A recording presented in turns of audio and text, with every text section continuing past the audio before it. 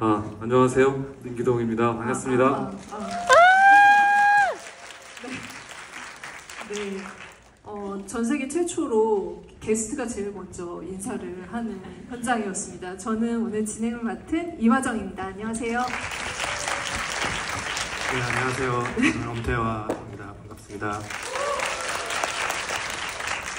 잘 보이세요? 네. 영화 잘 보셨죠? 네. 톰 크루즈가 내한을 했더라고요. 톰 크루즈 내한 부럽지 않잖아요. 조각으로도 충분하지 않으세요? 같은 62년생이에요. 네. 톰 크루즈와 대결하고 있는데요, 조각이. 네. 어떻게 좀 만나서 좀 어떻게 서로 포스를 좀 교환하는 시간이 있으면 좋을 것 같은데. 네. 성격도 급하셔서 톰 형이 또 한 주 일찍 전 세계에서 한국 최초 아니에요? 그렇죠. 항상 그렇죠. 네. 한국 사람들 너무 좋아해가지고 네, 그래요. 어쨌든 두 분의 만남이 있었으면 좋겠지만 혼자로도 지금 여러분들이 거의 120분 동안 그 조각의 어떤 화려한 그 액션의 세계를 경험을 하셨는데요. 진짜 이 영화는 좀 약간 신제품 같다는 느낌이 들었어요. 이런 영화, 이런 주인공, 이런 캐릭터, 이런 액션들을 이렇게 감행을 하는 게 정말 도전이다라는 생각이 들었고, 그 가운데 민규동 감독님이 계셨다는 생각이 듭니다. 그래서 이 영화를 아마 이제 그 같은 감독의 입장, 여러분들이 보신 감상도 있으시겠지만 같은 연출을 하는 감독한테는 또 어떤 느낌으로 다가올까 굉장히 궁금하실 텐데요. 오늘은 그 파과를 지원 사격하는 파몰입 토크의 주인공으로 또 한 분을 모셨습니다. 아까 인사를 잠깐 해주셨는데요. 엄태화 감독님. 제가 잠깐 이제 그 감독님이 이 영화를 어떻게 보실지 살짝 이렇게 봤더니 120분 동안 이혜영 배우님을 볼 수 있어서 너무 행복했다라고 하셨습니다. 근데 오늘 여러분들이랑 같이 영화를 보셨거든요. 한 100분 정도 보고 나오셨죠, 오늘은. 100분 동안 이혜영 배우 다시 보셨는데 어떠셨어요, 오늘은? 너무 또 좋았고요. 특히 그 이영 선생님은 너무 좋았지만 이번에 다시 볼 때는 또 김성철 배우가 또 다시 보인 게, 그러니까 처음 볼 때는 저 둘의 관계가 어떤 관계인지 모르고 이제 보다 보니까 놓치고 지나간 부분들이 많았는데, 다시 보니까 처음 딱 마주할 때 눈빛이라던가 너 누군지 알 것 같아 라고 할 때 딱 그 리액션 같은 게 되게 다르게 또 새롭게 보이더라고요. 저 사람이 왜 저런지 알고 보니까. 근데 동생분이 배우님이시잖아요. 네. 근데 너 누군지 알 것 같아 너무 무성의하게 하신 거 한 번만 다시 해주시면 안 돼요? 네, 새로운 발견을 두 번째 보면서 하셨다라고 하셨고, 이혜영 배우에서 어떻게 보면 막판에 폭주하는 그 김성철 배우님의 연기까지 좀 두 번 보니까 보이더라는 말씀을 해주셨습니다. 감독님 지금 말씀하신 거에 좀 어떤 생각이 드셨는지? 네, 액션 노화르긴 한데 전체적으로 미스터리물이라고 또 장르 성격을 규정했었기 때문에 여러 번 볼 때 모든 미스터리물이 그렇지만 그 퍼즐들이 한 번에 잘 풀리지가 않잖아요. 그래서 볼 때마다 양파 껍질처럼 또 벗겨지는 재미가 있을 수 있겠구나 이런 생각을 했었고, 근데 그거의 단점은 근데 한 번에 처음에 다 읽기가 어려우니까 사실은 또 한 번에 읽어야 전체 의미를 또 알 수 있기도 하고, 영화를 두 번 본다는 거는 정말 너무너무 어려운 일이잖아요. 굉장한 애정을 갖고 있지 않고는, 특히 지금같이 OTT와 함께 영화가 같이 공존하는 시대는 진짜 어려운 일이라서 그게 갈등이 많았어요, 연출할 때. 그래서 김성철 배우가도 그 얘기가 가장 연기 어려운 점이었고, 우리끼리는 다 알고 설정도 알고 전사도 다 아는 연기를 해야 되는데 관객은 몰라야 되는데 어떤 사람은 직관적으로 느낌이 와야 되고 뭔가 있다라고. 근데 이혜영 배우는 또 계속 수비수로 공격을 받잖아요. 완전히 화장을 하고 마스킹을 딱 한 다음 다시 공격수로 변하기 전까지는 계속 나 뒤로는 이유를 알 수가 없어서 답답하고, 하지만 처음으로 나를 저렇게 흔드는 무서운 놈이 나타나서 나를 긴장시키고 하는 맥락들이 또 그 자체로 또 가야 되니까, 그래서 단순 복수에 그냥 클리셰를 가진 어떤 인물이구나라는 느낌들을 정보를 먼저 좋아만 했었고, 네, 이상하게 민감하게 반응하는 지점은 뭔가 있겠구나라는 거를 조금씩 쌓아서 전체적으로 보면 6번 정도 실패를 해요. 자기가 누구는지를 알리는데 처음에 비녀부터 시작해가지고 끝없이 실패하고 마지막에 몇 초 알리고 네. 그 성공하는 이야기로 전체 구조가 이렇게 되거든요. 그러니까 끝없는 실패를 하면서도 이제 오해도 시키면서 이해를 시키는 복합 연기가 그 도전이었을 것 같아요. 김성철 배우한테. 네, 정말 그 어떻게 보면 원작에서도 원작 보신 분들도 계시지만 가장 좀 다른 차별점이라고 한다면은 김성철 배우가 연기하는 투의 존재가 정말 다른 전사를 가지고 또 다른 속편으로 만들어줘도 좋을 것 같을 정도로 많이 새로운 존재로 해석이 됐다는 거, 그리고 그를 통해서 본 이 사람은 어떤 사람일까, 어떤 사연을 가지고 있을까가 계속 이제 연상이 된다는 게 좀 중요한 지점이지 않았을까 싶은데요. 그래서 관계에 대해서 굉장히 고민하게 되는 영화이기도 하다라는 생각이 들었는데, 저는 이제 감독님 액션 얘기를 하셨지만 진짜 이건 찐 멜로가 아닐까? 이 멜로의 감정들을, 멜로에도 다양한 멜로가 있잖아요. 굉장히 여러 복합적이고 다단한 멜로를 가지고 있다는 생각이 들었거든요. 엄태호 감독님은 이 관계들, 이 안에 있는 어떤 이 인간들의 고리들을 좀 어떻게 해석을 하셨고 보셨을지.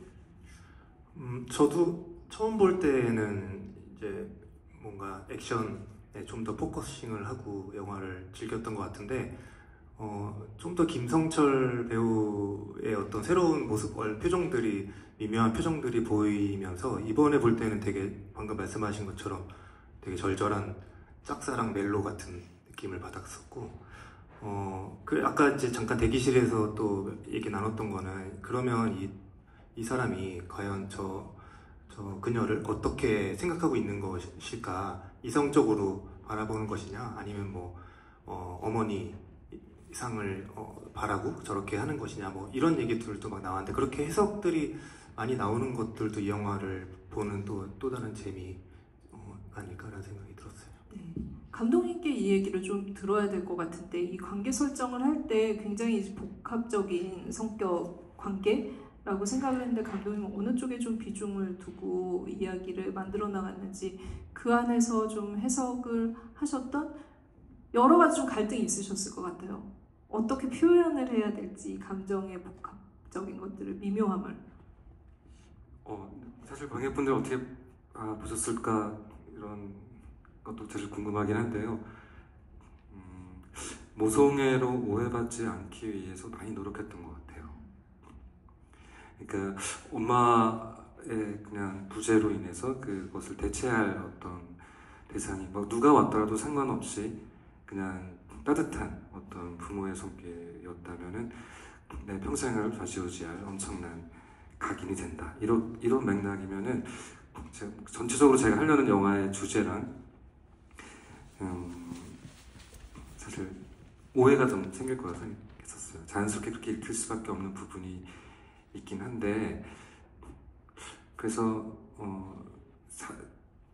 엄마의 존재를 완전히 그냥 일단 이미지로 지웠죠. 왜냐하면 가족 사진에서도 엄마가 없고, 이혼인지 사별인지 그 보고서의 자세한 내용에도 그 부분을 완전히 삭제해서, 이후에 이제 조각이 떠나고 난 다음에 정신병원 한 1년 반 가고, 그 뒤의 삶에 대해서 맥락에서도 엄마의 존재는 사실 나타나진 않았었어요. 그래서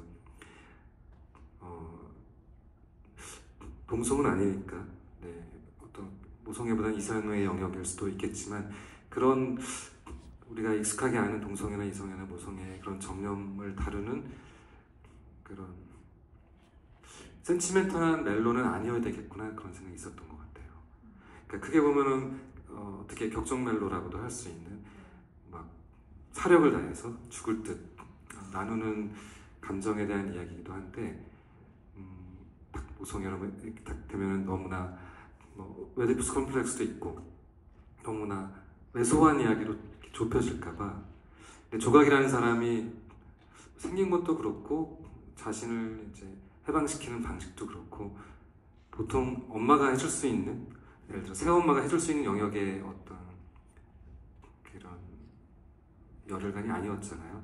그래서 그 특별함이 당연히 멋진 여성이고 뭐 아름다운 여성으로서의 매력도 있겠지만 그냥 어떤 존재로서 내가 다시는 볼 수 없는 내 삶을 완전 규정해버리는 어떤 탁월한 존재로서의 그런 매력이 이렇게 두 관계의 핵심적인 맥락이어야 되겠구나 그런 생각했던 것 같아요. 이게 그 투의 어떤 그 감정의 폭발이 일어나는 시기가 그러니까 조각이 60대가 되어서라는 게 굉장히 좀 의미심장하다라는 생각이 들었거든요.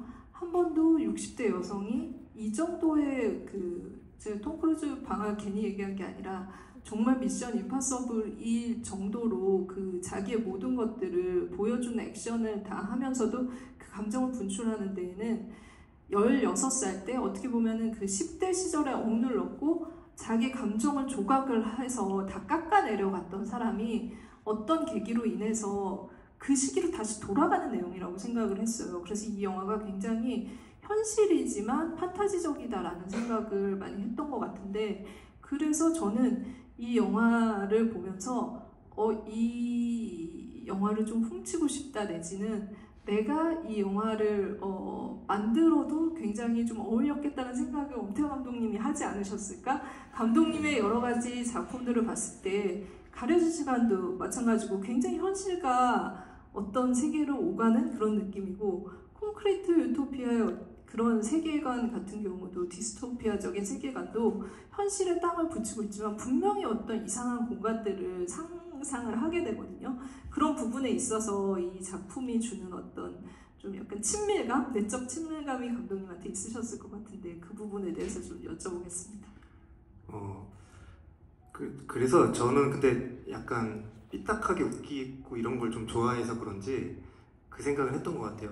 저렇게 노인이 된 몸으로 싸우다 보면 뭐 뼈가 탈골되거나 뭐 막 이런 식으로 뭐 이렇게 다치면은 다시 뼈를 다시 맞추고 뭐 이러면서 막 싸우는 뭐 그런 장면들이 뭔가 약간 웃기지 않을까 그런 생각을 또 했던 것 같고 뭐 그냥 좀 더 주제적으로 보자면은 이게 결국은 어떤 사람이 자기 신의 쓸모를 계속 증명하려고 애쓰는 이야기라고 보이는데 그냥 그렇잖아요. 그러니까 쓸모가 없으면 버려지고 도태되는 이제 사회이다 보니까 그 쓸모라는 게 뭘까라고 했을 때는 생산성에도 가깝게 가 있고 가성비 좋아하는 한국 사람들한테는 되게 중요한 덕목이잖아요.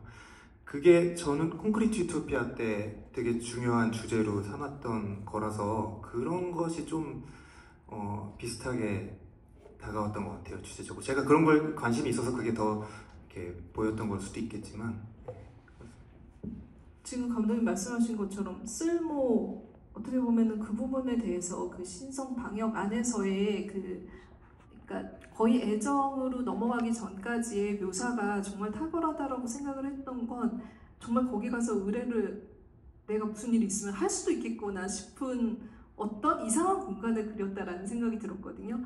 그 공간 안에서 굉장히 조직 문화에 있어서 관계? 그러니까 투가 처음 들어왔을 때도 이게 그냥 어떤 과거의 어떤 이야기들이 없었다면 오히려 오래된 고인물과 새로 들어온 사람의 위계 같은 것들로 좀 더 관계가 집중되었을 것 같고 그 안에 인물들도 조직 안에서 인물들의 어떤 갈등 같은 것들을 충분히 계속 풀어나간다라는 생각이 들었어요. 그래서 신성방역이라는 곳을 묘사하는 것도 감독님께 되게 중요한 숙제였을 것 같은데요.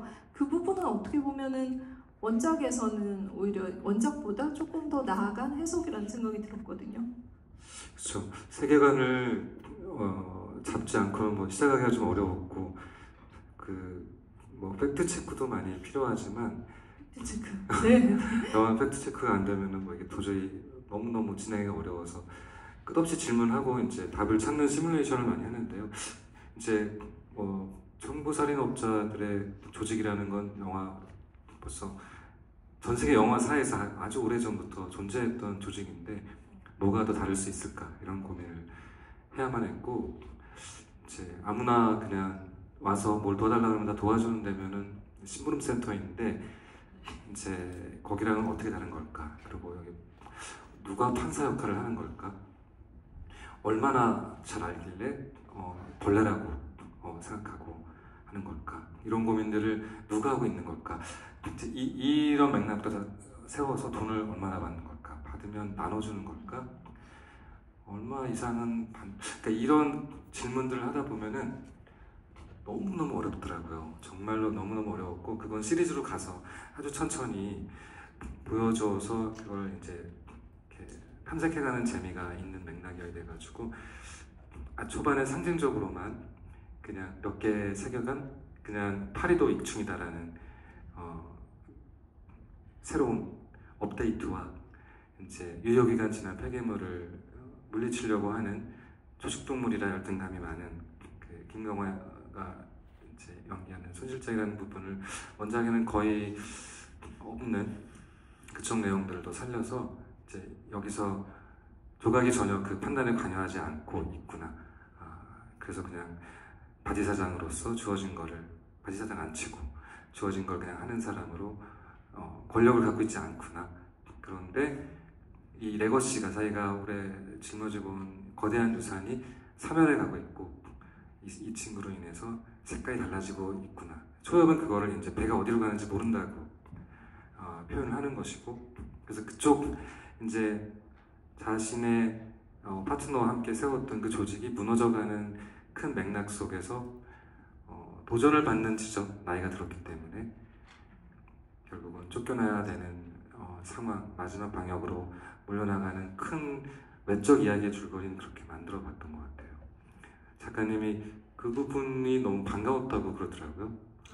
구백모 작가님께서. 네, 잠깐 내용했을 때 그냥 소설에서는 크게 관심이 없어가지고 네. 슬쩍 흘겨 쓴 몇 줄이 이렇게 캐릭터로 살아와서 어떤 종류의 이야기로 펼쳐지는 게 재밌었다고 네. 그러더라고요. 네. 신성 방역 안에서의 그런 이제 관계도나 아니면 디테일한 묘사 같은 것들은 또 엄태화 감독님도 좀 재밌는 지점들이 많았을 것 같은데 좀 어떻게 보셨는지 그 묘사에 대해서 인상적이었던 게 있으셨다면?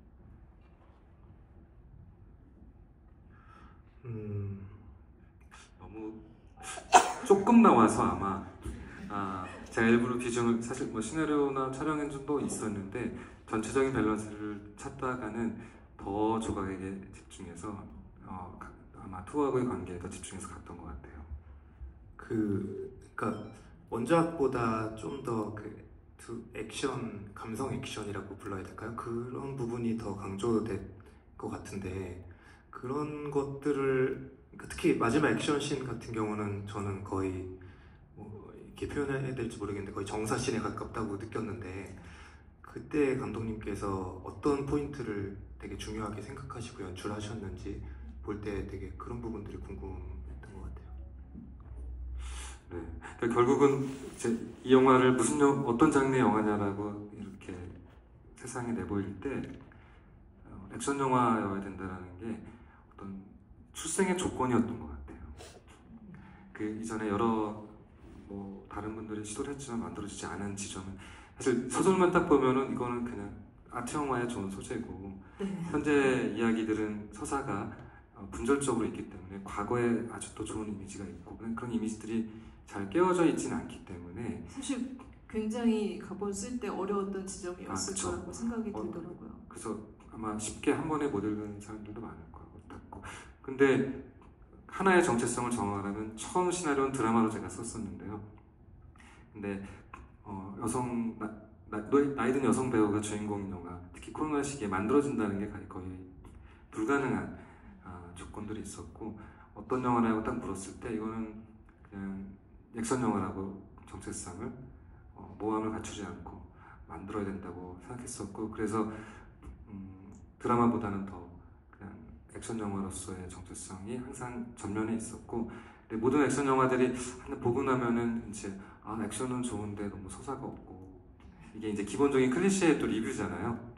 존 윅을 모두가 사랑했지만 이제 얘기 없다고 1편을 그렇게 막 폭격을 했고 2, 3, 4가 또 어떻게 만들어진 엄청난 매력성이 만들어지는데 그건 이제 이야기를 안 봐도 되는 어떤 스타일의 영화로 다시 그렇게 자기 정체성을 가듯이 이 영화는 어떻게 되는 걸까 이런 고민이 좀 많았었고, 그래서 엔딩 부분에서는 이제 그 액션이 전설이라고 우기는데 영화 내내 전설 아니야 전설 아니야 라고 투가 제발 전설처럼 여전히 스스로 살아있다라고 느끼고 자꾸 은퇴하려고 하지 말고 더 강했으면 좋겠고, 나도 더 강하다는 걸 빨리 보여주고 싶고, 그런데 자꾸 이렇게 수그러드니까 이 사람을 자기가 가진 전투력의 최고치로 나타날 수 있게 초대하고 싸움의 과정에서 제가 꼭 지문에 그렇게 써 있었던 것 같은데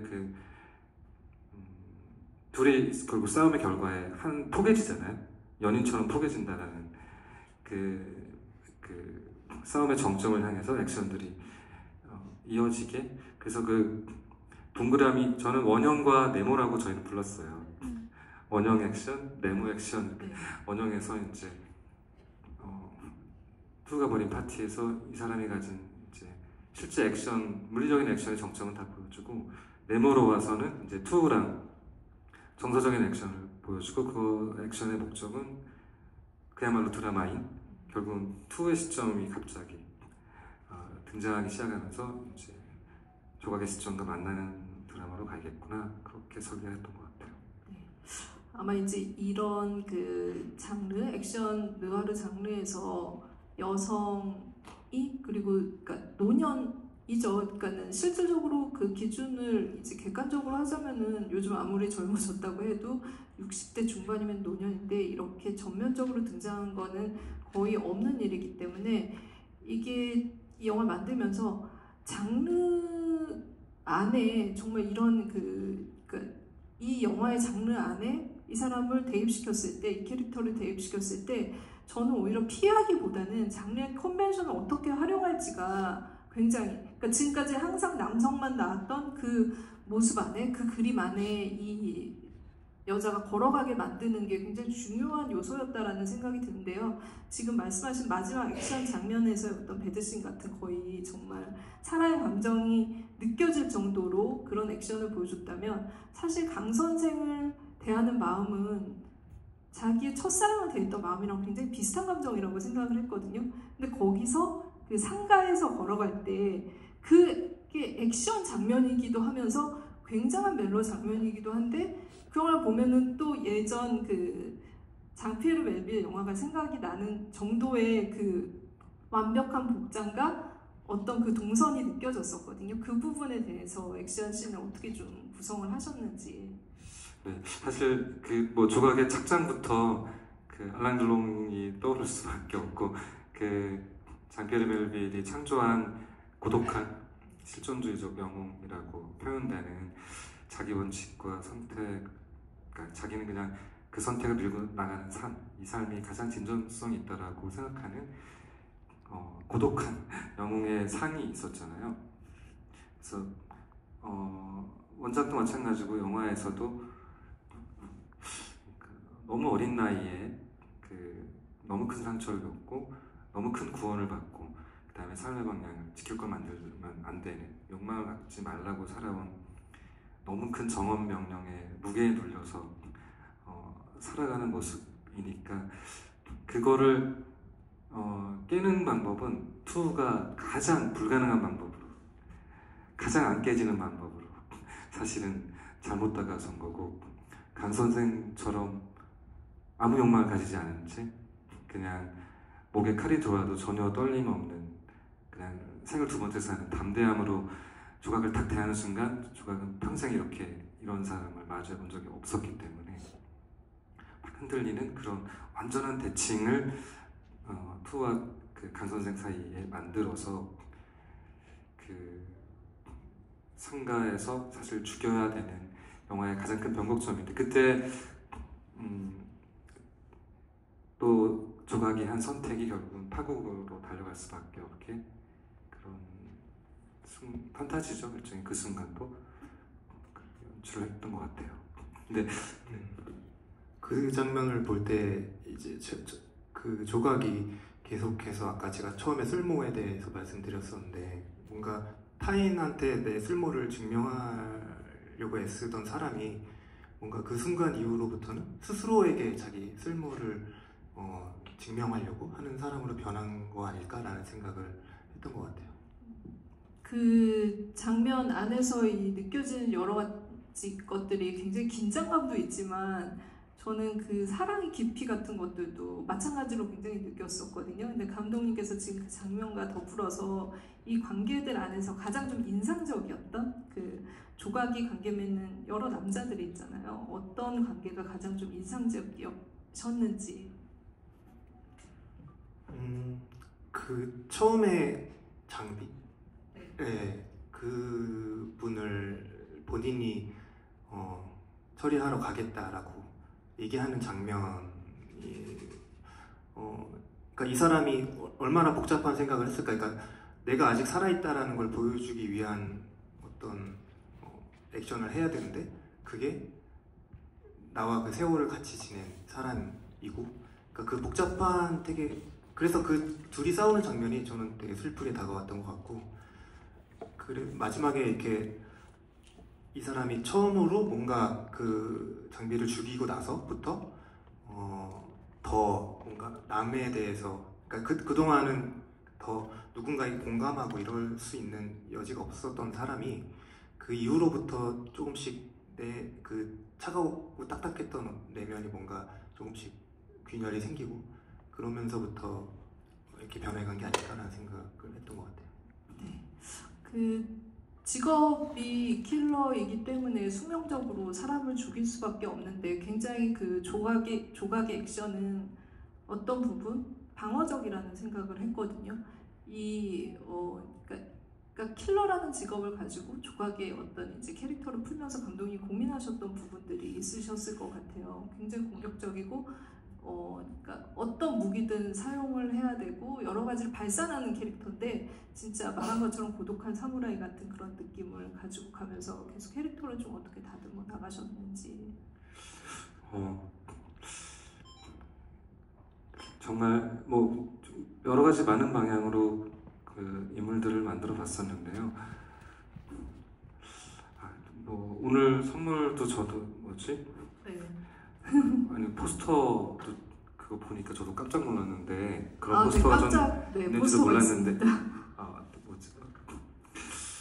네, 나눠드릴 포스터 보니까 이런 영화였어 라고 저도 깜짝 놀랐는데 이런 미리 보여드려야 되나? 네.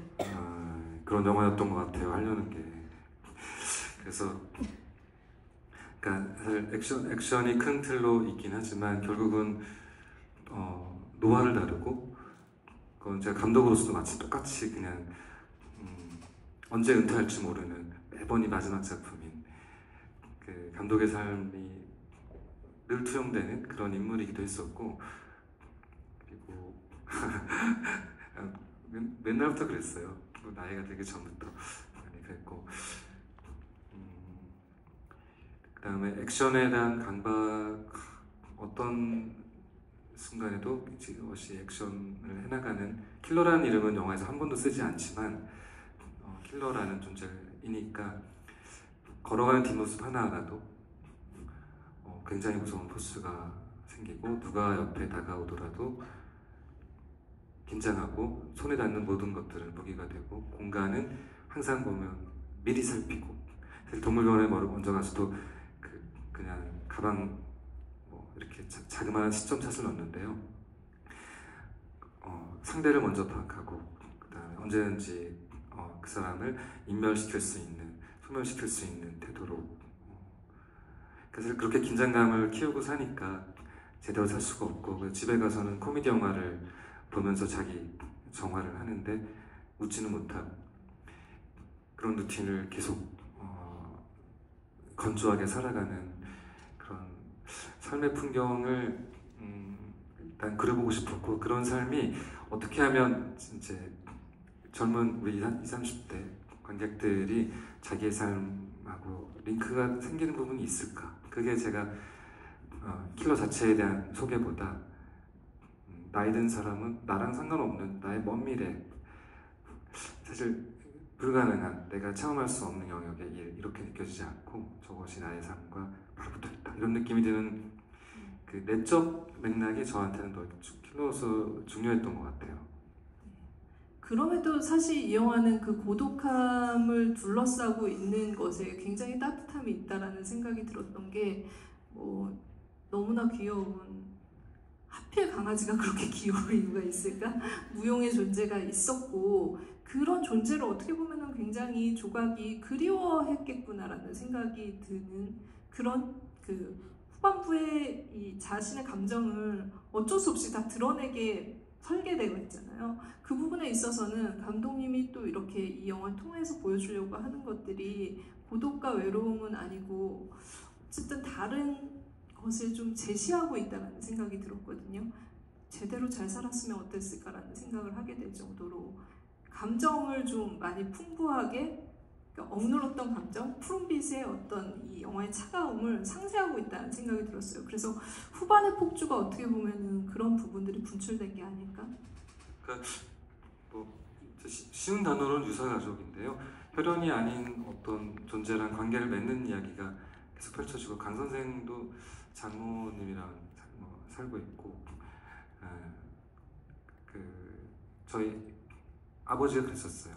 13살에 다 엄마 아빠 다 돌아가시고 제 외할머니랑 같이 살았던 기억도 있었고 조각이 보기에 조각을 많은 설명하지 않고 이 사람이 나를 녹일 수 있다면 그거는 이제 어떤 종류의 연대감인데 이 사람도 마찬가지로 상실에 큰 길을 걷고 있구나 이런 느낌을 갖는 방식으로 가져가고 강아지도 마찬가지고 이제 안락사 직전의 강아지고 장비도 마찬가지고 물론 이제 주변의 남자들이 대부분 죽어나가고 거의 살아남지 않는 아주 불길한 존재이기도 하지만 투가 결국 같이 투의 모습을 발견하는 것도 그 애처롭게 작은 온정과 그냥 인정을 해주던 어떤 상대 존재가 없었던 인물이고 그걸 갈구하는 사람이라는 걸 나중에 깨닫고 어떤 식구라는 이 단어를 써서 그게 먹을식 입구잖아요. 같이 먹는 사람 그냥 같이 밥을 먹는다라는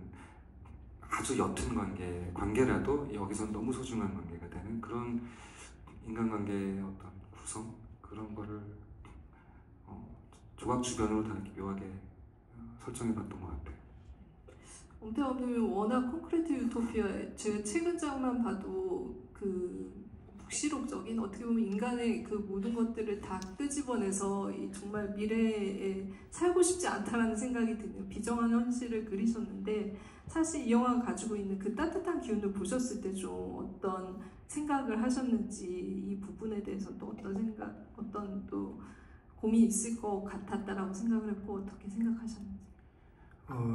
이 영화가 결국은 늙음에 대해서 다루고 있는 영화인데 그러니까 감독님께서도 방금 말씀하셨지만 우리가 늙은 이후의 모습을 별로 생각하지 않고 살잖아요. 근데 그거를 더 나가서는 죽는 것까지도 이제 잘 생각하지 않는데 그거를 늙고 죽는다는 것을 생각을 하고 사는 것과 아닌 것은 되게 다른 삶이 일 것 같다는 생각을 늘 하고 있어서 그런지 이 영화를 보면서 다시 그런 생각을 많이 하게 됐던 것 같고 그러니까 실제로 저는 늙는다는 것에 대한 되게 공포가 항상 있어서 예를 들면 저희 돌아가신 외할머니가 요양원에 오래 계셨는데 할머니가 밤에 혼자 저기 누워 계시면 얼마나 고독하고 외로울까 막 그런 생각을 하면 너무 무서운 거예요. 제 미래 제가 거기 누워 있을 걸 생각하면은 근데 그런 생각들을 하면은 그냥 지금 삶이 얼마나 소중한지를 더 느끼게 됐던 것 같고 제가 작년에 오스카 레이스 가기 전에 네. 봉준호 감독님을 잠깐 뵌 적이 있는데 감독님한테 이것저것 다 물어보고 막 좋은 얘기를 많이 들었어요. 근데 감독님이 부럽다 이러시는 거예요. 젊어서 부럽네요 뭐 이런 거예요. 봉준호 감독님께서? 네. 그래서 봉준호도 나한테 부러운 게 있군 그런 생각을 많이 그래서 저도 제가 이제는 젊지 않다고 생각하는데 자꾸 늙어서 죽는다는 것을 잊지 않으면서도 또 내가 아직은 그래도 젊어서 할 수 있는 게 많다라는 생각을 같이 하면서 이 균형을 잘 이루고 살아가는 게 중요하다는 삶에서 되게 중요한 부분인 것 같다라는 생각을 했고 이 영화를 보면서도 그런 생각을 많이 했던 것 같아요. 아마 이제 이런 부분들에 대해서 좀 깊이 생각을 해보게 되는 이유는 이 조각이 가지고 있는 품위 때문이라는 생각이 들거든요. 우리가 노년 늙음이라고 생각을 했을 때 그려지는 모습이 굉장히 부정적일 수 있다라고 생각을 하는데 이혜영 배우가 가지고 있는 굉장히 독보적인 아우라 이런 부분들 어느 배우도